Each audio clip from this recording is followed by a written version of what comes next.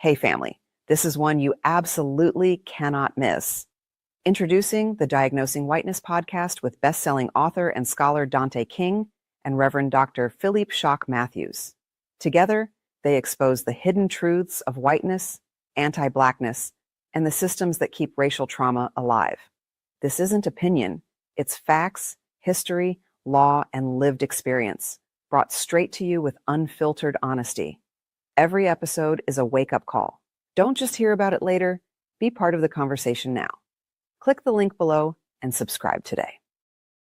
This as a concept becomes ingrained legally and politically, but again, it is psycho. Right. It's in the psyche. And so they're holding on to this, and then they take a stance because whiteness in European culture represented things that were pure, that had the highest value, God, angels, purity, and blackness represented things that were vile, evil, and base. And so we have to understand these are psychopolitical conditions and psychopolitical groups, or not just concepts that have been ascribed to different groups for the purposes of locating infinite value within the group of white people, but also locating infinite valuelessness where blacks or blackness is concerned. And so if we go to President Andrew Johnson, he says if blacks were given the right to vote, that would place every slave-footed, bandy-shanked, humpback, thick-lipped, flat-nosed, woolly-headed, ebony-colored Negro in the country upon an equality with the poor white man. He says, as long as I am president, this will be a country for white men and a government for white men.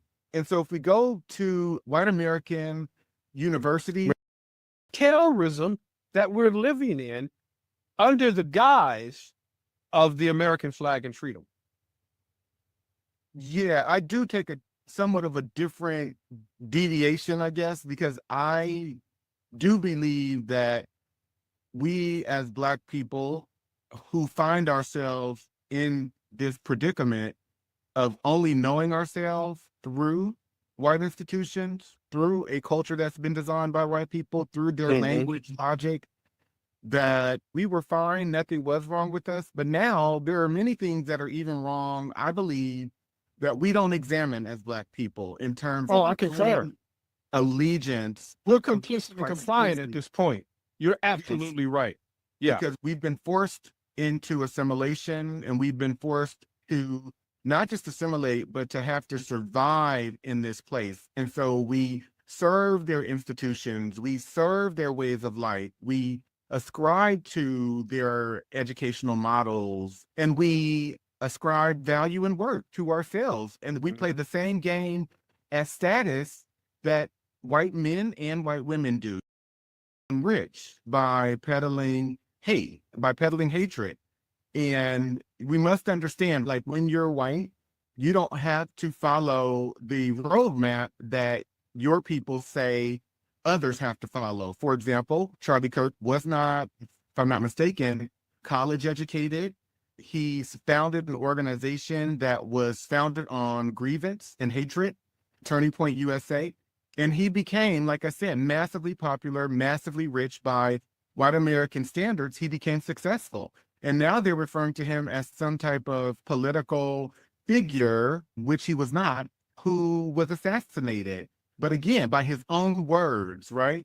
He said that in order to protect white people's First Amendment rights, for the most part, that essentially, that's what he was talking about. It was implied, but that essentially there would have to be some deaths, some gun deaths or deaths by gunnery.